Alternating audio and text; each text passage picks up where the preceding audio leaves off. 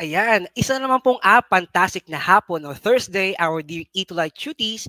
At ngayon ay tayo po ay live na namang nanonood ng syempre ng ating very free at very available na Itulay online tutorial. At ako po muli, si Tutor Leonard mula sa SDO Olongapo City, kasama po si Tutor Carl mula naman po sa SDO Olongapo City also, at inyo pong live na kasama ngayong hapon. And before we continue, I am very excited to tell you na meron tayong guest tutor this afternoon.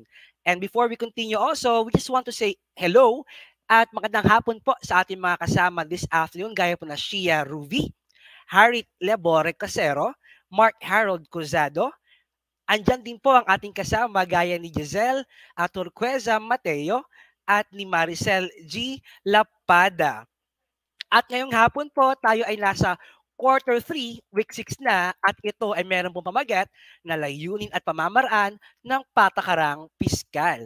At syempre, very happy po ang inyong mga tuties at mga tutors of course if ever that you will be having the chance na i-share ang ating live this afternoon. Para po saan?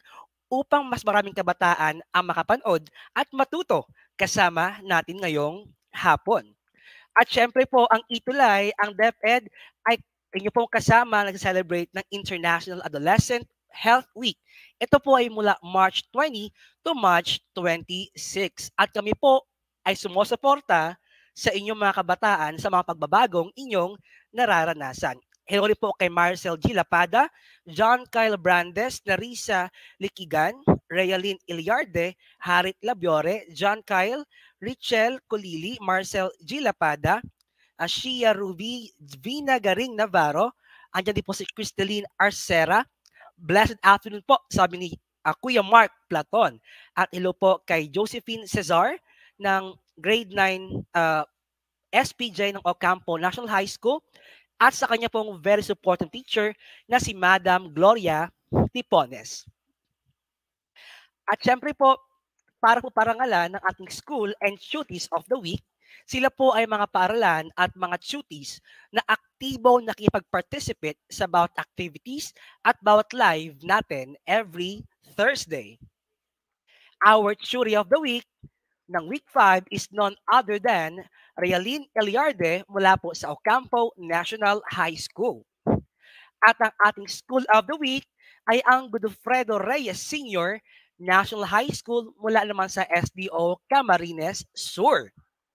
At syempre po, naisin po nating bigyang pansin ng ating mga kasama gaya po ni Bernard Arellano, ni Isabel May de la Cruz mula po sa may Grade 9 Galaxy, listening and watching from Luis F. Gomez Diamantina National High School, is District Cabanatuan, Diamantina, Cabanatuan, Isabela. Also kay Abby Villanueva Pilapil, Princess Manalo, good afternoon po. Watching, listening from Echaga West District, Doña Magdalena H. Food. Hello po sa atin. No? So we will be meeting later on ang ating bagong makakasama. At siya po ay also very excited na kayo ay makilala. At syempre po ang ating outputs of the week ay mula po sa ating mga masigasig na mga tuties gaya po ni Kuya Mark Platon mula po sa may mataas na paaralan ng Sagad ng SDO Lungsod ng Pasig. Dalawa po ay mula naman po sa ating tutie mula naman po sa SDO Isabela na si Ermeline Madawin ng Grade 9 Amaranth ng San Mariano National High School.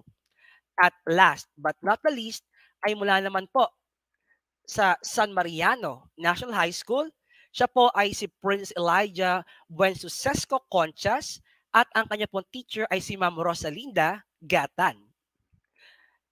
Before we continue also, hello din po sa ating makasama ang ating pong teacher supportive na si Madam Gloria Tipones mula po sa may Ocampo National High School. Hello din po kay Cristeline Acera, kay John Kyle Brandes, kay Ezra Manduin. Hello po sa inyo dyan. At syempre po, before we continue, I also want to greet our school principal, ang aming pong masipag na si Madam Maria Crasella Gistiada, ang aking pong kaka-retire na master teacher na si Madam Edita Torino, ang aming pong head teacher na si Madam Edna O. Orine, ang aming pong supportive na SDS at aming pong ASDS. Hello po sa ating lahat sa Olongapo Division. At ilang paalala po bago tayo mag-umpisa, ihanda ang inyong lapis, kwaderno at notebook. At syempre, ang ating gagamiting module ngayong hapon ay ang Aralin Palipunan 9 na mula po kay Ma'am Claribeth G. Buencamino at nilathala ng DepEd Region 3. At kayo po ay welcome na makisagot, makilahok sa ating activity ngayong hapon gamit po ang ating comment box. At upang umpisahan ng ating masayang araw ngayong hapon, tayo po ay darako sa ating unang gawain na may pinamagatang dahilan, DI or bunga. Ano ang gagawin, tutor? Mula sa iyong mga natutuhan, suriin mo ang mga sumusunod na sitwasyon. Tukuyin mo kung alin dito ang dahilan ng implasyon o bunga ng implasyon. Pwede mong isulat sa ating comment box o sa iyong kwaderno ang iyong sagot. At hello na rin po kay Cecilish Maramag mula naman po sa Mike 9 Chrysanthemum ng SMNHS Main. Also kay Ara Minerva Namo naman po ng Grade 9 Aristotle watching from Alibadabad National High School. Also kay Micaela Alyardo ng San Maria National High School Main. Dapat Isabella. Hello din po kay Jaisel, kay Isabella, Maricel, at kay Karen Bridget Capili. At syempre po, we will continue greeting everyone as we move forward. For question number 1, maraming mag-aaral ang pansamantalang hihinto or maghihinto sa pag-aaral sa taong ito. Sa palagay nyo, ito ba ay isang dahilan o isang bunga ng implasyon? So pwede nyo pong ilagay ang inyong comment sa ating pong comment box. Hello din po kay Aldrich Ran Stipones, kay Princess Elijah Buensosesco, kay John Kyle Brandes, kay Princess Divine C. Manipon. Andyan din po ang ating kasamang si Cristel Antonio mula po sa Green Periwinkle. At hello po kay Madam Rosalinda Dagyatan, Christine Rivera, kay Mike Mercado. Hello po sa ating lahat dyan. Alright, as we continue, the answer for number 1, may mga sagot na ating mga cuties. Ayan, tingin nyo ba ito ba ay isang dahilan or isa ba itong bunga ng implasyon? Wow, napakarami nating kasama this afternoon, no? As always, no? At hello po. Pasensya na po sa mga hindi agad mababate dahil po sa influx ng dami ng ating mga nagchat-chat. But for number 1, we have already gotten our answer. And for number 1, you are correct if you answered BI dahil ito ay bunga ng inflasyon. For question number 2, kulang ang supply ng mga produkto sa ibang lugar, lalo na sa mga isinailalim sa ECQ. Ang pagsasailalim ba sa ECQ ay isang dahilan o isang bunga ng inflasyon? You may now put your answers for number 2. At tama po si Isabella for number 1, si Elaine ay tama din po. Gaya po ni na Princess Lay Agbayani na Risa Likigan. Tama rin po si Isabella, si Jericho, si Hazenet, Narisa, Mary Shane. Tama rin po si Mark Harold Cruzado, Isabel Felicity, Narisa. Andyan din po si Crystalline, si Virakel, si Rayalyn, si Rai, si Jaisel Aldrich, si Darius, si Prince Elijah, si Carl, at lahat po sumagot ng BI4 number 1. Ayan, at meron na po tayong mga sagot for number 2. For number 2, tama kaya ang kanilang hulang DI? For number 2, ang tamang sagot ay DI. So, tama po lahat ng sumagot ng DI for this question. Tama ka dahil ang kulang na supply ay maaari maging dahilan ng pagtaas ng presyo or we also known as inflation or inflation. Tama po dyan sina Maricel, John Kyle, si Riva, si Hanelat, si Princess, si Rialyn, si Gwyneth ay tama rin, si Harit ay tama rin. No? At binabati po kayo ng aming masasipag na mga directors this afternoon, kaya po lumalabas sa ating screen right away in front of you ang mga greetings at mga sagot ninyo. Let's move on for number 3. Ang tindahan lamang ni Aling Alicia ang nakabukas hanggang madaling araw simula noong pumutok ang COVID-19. Dahil sa takot ng iba pang maliliit na negosyo. So, at that moment daw, iisa lang ang tindahang bukas until midnight or madaling araw dahil sa takot o banta ng COVID. Sa palagay nyo, ito ba isang dahilan or ito ba ay isang bunga?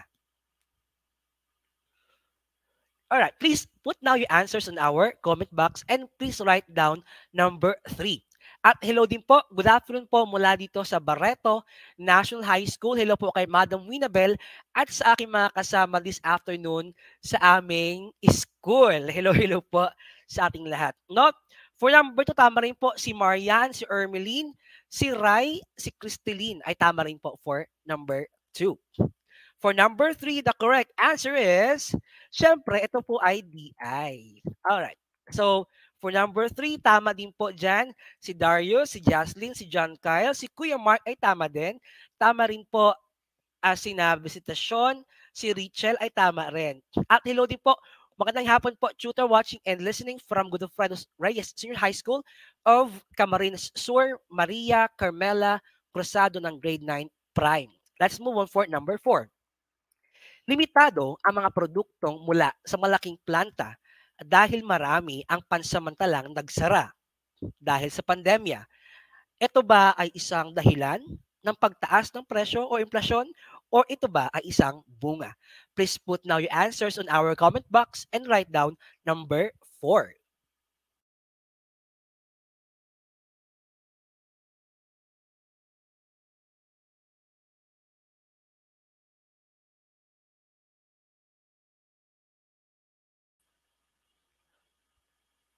Ayan, waiting po si tutor no sa inyo po mga sagot for this item number.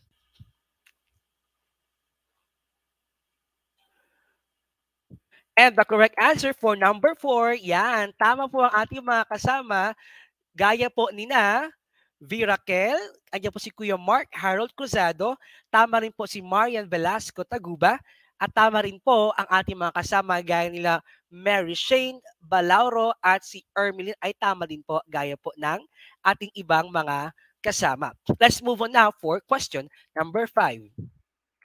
Pagtaas ng palitan ng piso sa dolyar. Sa palagay nyo, pag tumaas ba ang piso kontra dolyar, ito ba isang bunga o ito ba isang dahilan? Ayan. At hello rin po sa ating mga kasama na patuloy po nakikisagot ngayong hapon. Magandang hapon po, Mariel, Marceliana, Mojica ng grade 9 Access. Watching from Godofredo Reyes Senior National High School ng FDO Camarines Sur. At syempre po, no, we will be more happy kung kayo po ay mag-share ng ating live this afternoon upang mas marami pong mga kabataan ang ating maabot mula po Luzon, Visayas hanggang Mindanao. And for number 5, we have already our answers. And the correct answer is, muli, ito po ay isang DI. Alright, at tama po dyan si Josephine.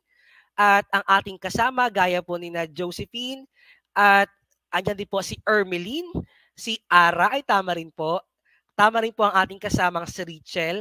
At ang iba pa nating mga cuties this afternoon. Alright, let's move on now. Ang quarter 3, week 6 ay merong MELCS na nasusuri ang layunin at pamamaraan ng patakarang piskal. Please, before we continue, please put down your scores sa ating pong comment box. If you got 5 out of 5, 4 out of 5, 3 out of 5, 2 out of 5, or 1 out of 5. At huwag kayo mahiya dahil ang very reason kung bakit we have Itulay as initiative ng ICTS under DepEd ay para po tulungan kayo makasagot sa inyong mga modules. Alright, let's continue. Ano nga ba, tutor, ang patakalang piskal? So, we always hear the word piskal, right? When we talk about patakaran piskal, we always talk about something that is being done, that is executed, ginagawa ng ating pamahalaan o ng ating gobyerno. Ang ating patakaran piskal ay merong definition na ito raw ay behavior ng pamahalaan patungkol sa paggasta at pagbubuwis upang mabago ang paggalaw ng ekonomiya. So, sa isang bansang gaya ng Pilipinas, which is under mixed economy, tayo po ay lagi may intervention ng pamahalaan. At isa sa mga paraan nila to stabilize, maging stable ang ating ekonomiya, ay magkaroon ng mga patakaran or policies. At ang sabi ni John Maynard Keynes noong 1935, ang pamahalaan daw ay may malaking papel na ginagampanan upang mapanatili ang kaayusan ng ekonomiya. At ngayong araw po, ating bibigyan ng pagtutulad ang expansionary and fiscal policies. So ito ay dalawang paraan ng pangangasiwa ng pamahalaan sa paggamit ng ating pondo. So ang ating pondo, mga tuties, ito ay nagmumula sa iba't ibang mga bahagi o iba't ibang mga pinagkukunan. Una, syempre, ito ay mula sa buwis. Ito ay taxes kadalasan ng ating mga manggagawang Pilipino at kabilang dyan ng ating mga OFWs. Maaring ito rin ay kita mula sa Bangko Sentral, mula sa ating GOCCs or government-owned and controlled corporations, at maaring po itong nagmula naman sa kita sa ating o mula sa mga ayuda or pwede rin pong tulong mula sa ibang mga bansa. Ayan, magandang hapon po. Sa lahat po ng pina-flash po ng ating director po this afternoon ng mga greetings, magandang hapon po sa inyo. Especially po sa SMNHS Main, kay Chloe. Hello din po kay Vance Razel Joaquin. Hello po at magandang hapon sa inyo. Tutor, kailan po igagawa o isasagawa ang expansionary fiscal policy? So when we say expansionary, it means to expand. Mas palawigin, mas palakihin. Imagine niyo yung isang balloon o isang lobo. When tutor says na, okay, expand the balloon, hihipan ang balloon. Right? But when I say contract the balloon, lelesen natin yung hangin. Tutor, bakit po ginagawa o kailan po ginagawa ang expansionary fiscal policy? Okay, ito ay ginagawa at sinasagawa upang mapasigla ang matamlay na ekonomiya. And tutor, kailan po natin nasabi na isang ekonomiya ay matamlay? Una, kapag ang kabuuang output ay mababa. So probably mababa ang ating production, mababa ang kita, mababa ang turnout ng ating CPI, mababa ang ating purchasing power of peso or PPP, at iba pang indicators. Maaring mababa ang pangkalahatang demand at maaring mababa ang bilang ng mga namumuhunan or investors. At syempre, ito ay hindi mabubuting indikasyon ng isang maayos o matiwasay na ekonomiya. Kaya ngayon, bilang isang mixed economy, gagawa ang pamahalaan ng mga activities na kung saan mas matutugunan nila ang alin? Ang pag-angat ng ekonomiya. Alright? Let's continue. Kailan po tutor ginagawa ang contractionary fiscal policy? Ito ay ginagawa o pinatutupad naman kapag nasa alanganing pagtaas ang presyo sa ekonomiya. So most probably it is done during hyperinflation. Kailan po yan, tutor? Kapag lubhang masigla ang ekonomiya na maaari magdulot ng overheated economy. So, tutor, kung masigla po ang ating ekonomiya, bakit po natin kailangan kontrolin o ito ay i-regulate or i-regulate? Dahil ang ideal na uri ng pag-progress or pagganda ng isang ekonomiya, dapat ito ay stationary, ito ay mabagal, ito ay sumusubaybay o sumusunod sa isang normal na pattern or pacing. Ibig sabihin, tutor, abnormal po yung overheated economy? Yes. And most probably, after ng isang overheated economy, it will be be followed by recession or worse, depression. At ikalawa, may mataas na pangkalatang output at employment. So, the same reason kung bakit natin i-regulate ang isang ekonomiya na sobrang hyped ng ekonomiya ay dahil sobra din yung ating pong employment. Sobrang taas in an abnormal manner. So, huwag niyo pong kalilimutan yung 3 things that we should be discussing noong nakaraan. First, the word inflation. Ang pagtaas ng presyo ay normal if it follows a certain pattern. Kung ito po ay dahan-dahan, normal yan. Kapag bumaba, it's called deflation.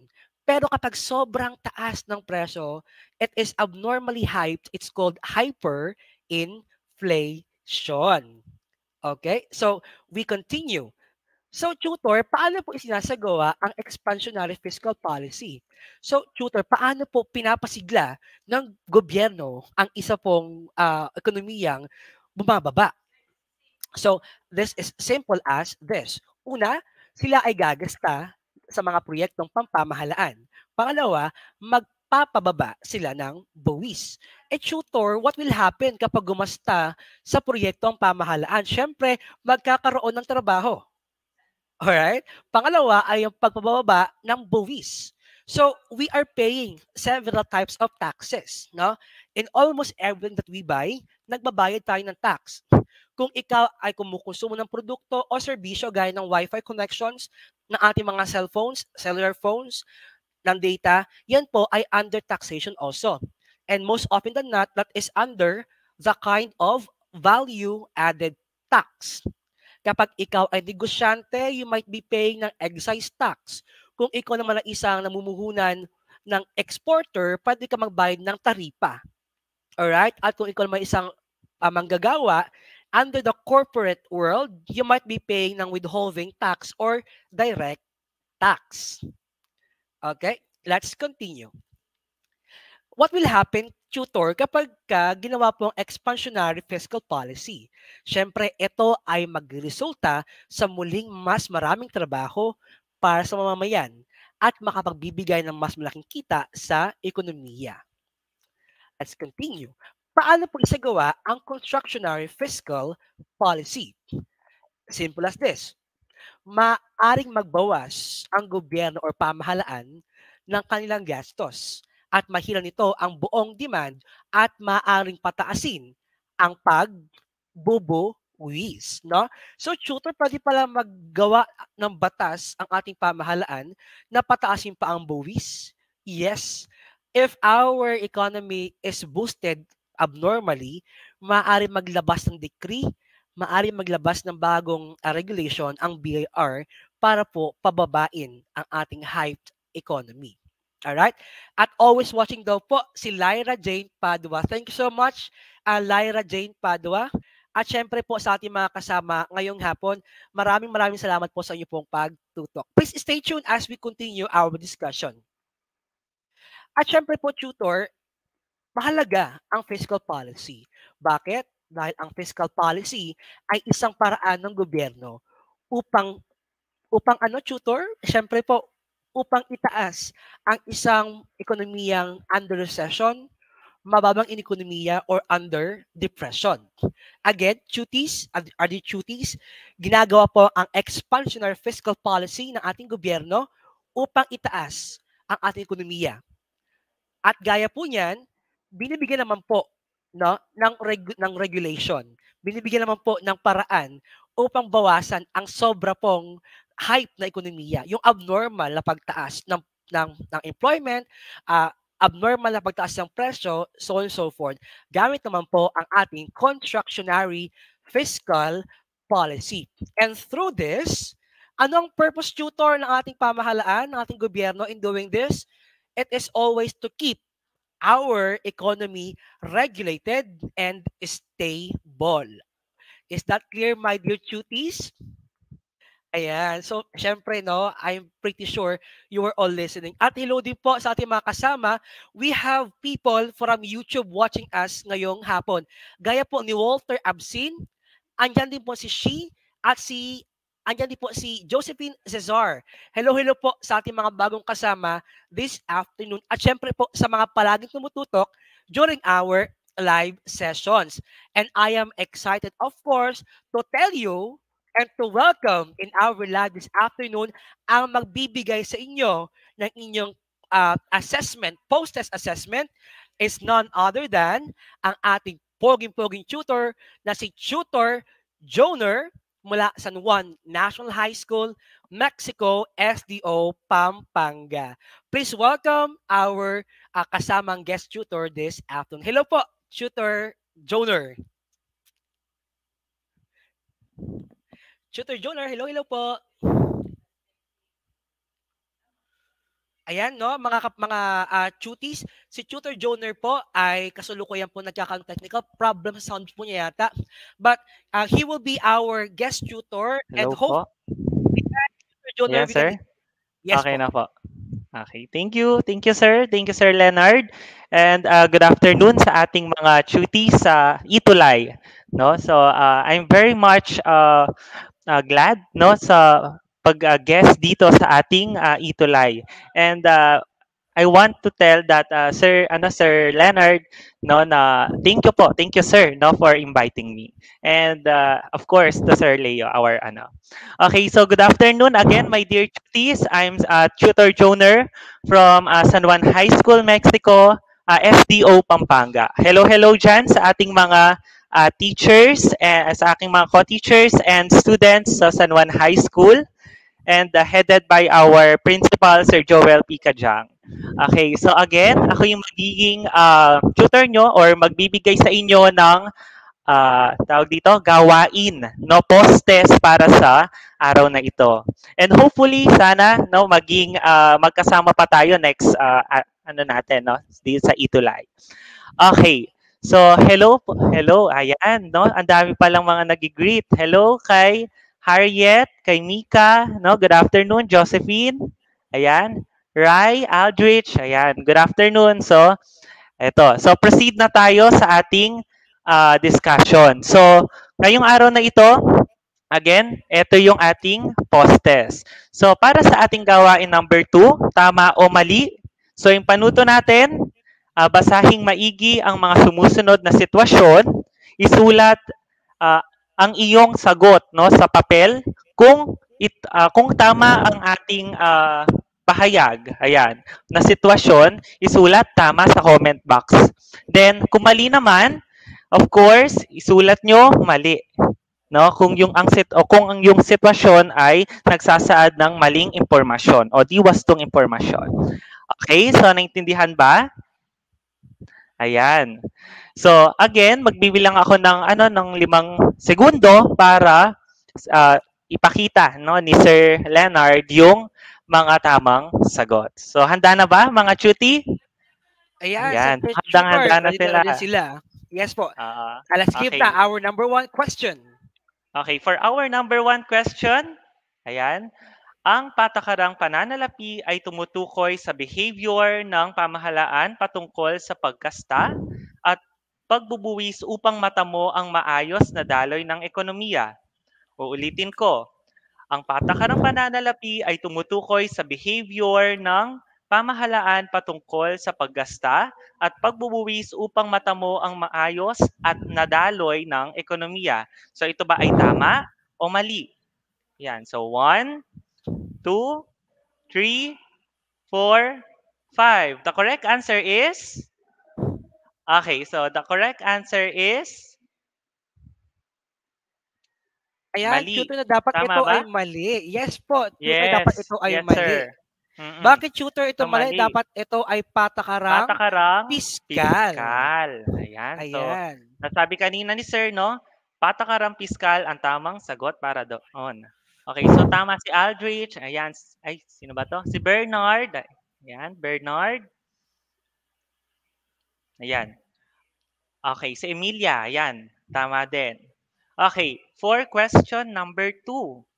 Yan, for question number 2, sa ilalim ng progresibong pagbubuwis, habang tumataas ang kinikita ng isang individual o korporasyon, tataas din ang halaga ng buwis na kanyang babayaran. Nakasaad ito sa 1987 Saligang Batas. Ulitin ko, sa ilalim ng progresibong pagbubuwis, habang tumataas ang kinikita ng isang individual o korporasyon, tataas din ang halaga ng buwis na kanyang babayaran. Nakasaad ito sa 1987 Saligang Batas. Ito ba ay tama o mali? 1, 2, 3, 4, 5. Okay, the correct answer is tama.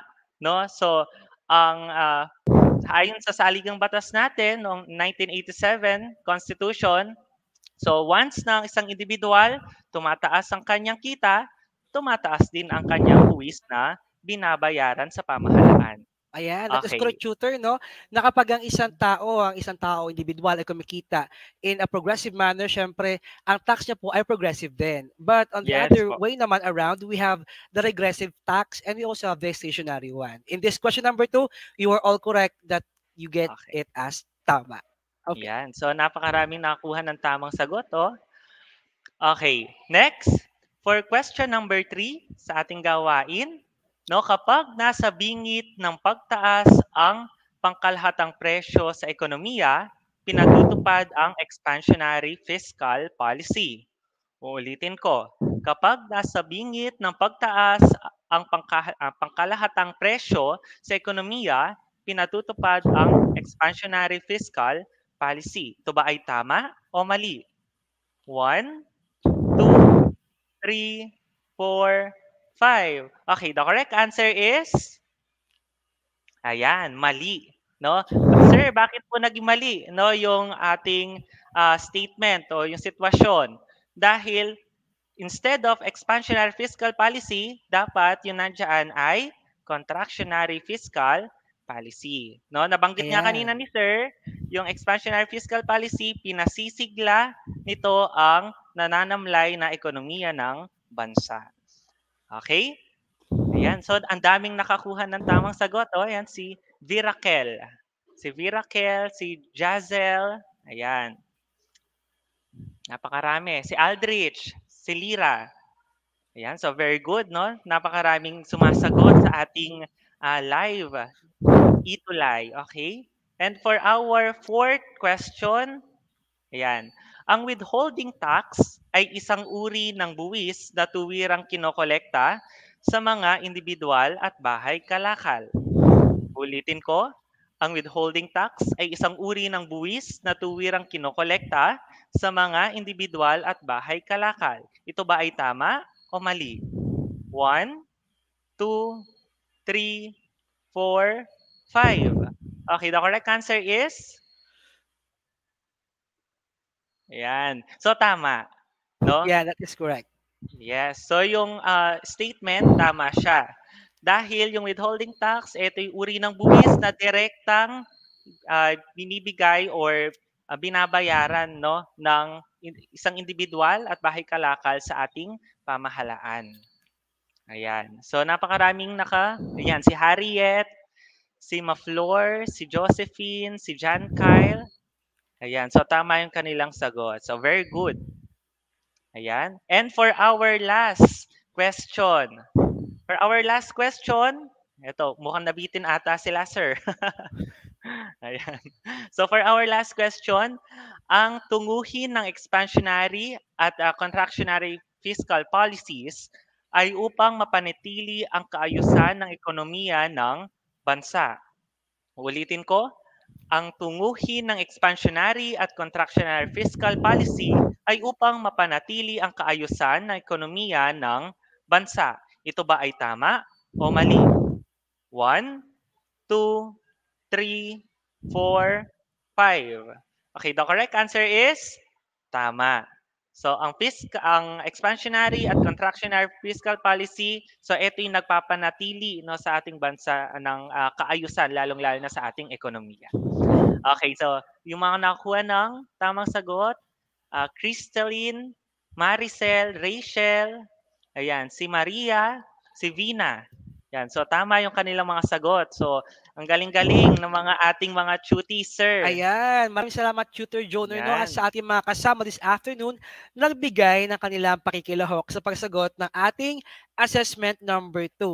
At syempre, ilagay niyo ang inyong score sa ating comment box para alam namin kung kayo ba ay natuto ngayong hapon. At syempre, upang patuloy kayo matuto kahit kayo ay wala na ngayong hapon sa live, after this live, we are giving you an additional activity. At ito ay ibibigay rin siyempre ng ating guest tutor this afternoon na si Tutor Joner. Tutor? Yes. Okay po. Thank you, sir. So, para sa karagdagang gawain, since, no, ang week na ito, sineselebrate natin ang International Adolescents Health Week. Ayan, na kayo mismo, mga grade 9 students, ay under pa, no, sa age bracket ng adolescents. Ayan. So, bigay kayo ng payo sa inyong mga kapwa kabataan kung paano nila mas mapagyayaman ang kanilang kaisipan tungo sa pagiging ganap na adult. Ulitin ko, kayo ng payo sa inyong mga kapwa kabataan kung paano nila mas mapagyayaman ang kanilang kaisipan tungo sa ito. Yan. tungo sa pagiging ganap na adult. Ayan. Okay, So, so salamat Tutor opo, Junior, no? At dahil ang panahon ng adolescent period or adolescence period, ito ay mga panahon na kung saan nagbabago hindi lamang ang inyong pangangatawan, kung hindi yes. maging ang ating mga pag-iisip. So, bilang isang kabataan, ano ang pwede mong ipayo sa kanila upang sila ay mas maging mahusay na mga adult sa susunod na mga panahon? At syempre, samahan mo ng hashtag ng natutunan mo ngayong hapon. Ito ay pwede mong ilagay sa bond paper or anumang papel. At syempre, dahil kayo ay mas updated na at mas high-tech na, pwede kayong gamit ng iba't ibang applications to write it down there. At syempre po, ipifeature namin ito the next week at maaari mong isan ito rin sa amin na at Tutor Leonard or at Tutor Carl. Isama mo na rin ang hashtag na Itulay Quarter 3, hashtag implasyon. At abangan po natin next week ang Week 6 Theory of the Week, Week 6 School of the Week, and Week 6 Outputs of the Week. Muli po kami ang Araling Palipunan mula po sa Junior High School Department at kami po ay inyong live mga kasama tuwing alas 3 hanggang alas 3:40 ng hapon. Live na live saan? Sa DepEd EdTech Unit at DepEd Tayo Facebook pages, DepEd EdTech Unit at DepEd TV YouTube channels. At muli, ako si Tutor Leonard kasama si Tutor Joner. Joner, yes po. And samahan niyo muli kami sa Araling Palipunan, Itulay. Yes, thank you po. At for suggestions and comments, you may email us as edtech@deped.gov.ph or pwede pong iscan ang aming level up code na iyan at direkta ka na makakapag-comment sa aming session ngayong hapon. And of course, walang aalis dahil kasunod na po ang Araling Palipunan 10 with Tutor Edwin and Tutor Leia. Magandang hapon, our dear tuties, and salamat. See you soon in our next live with Tutor Joner.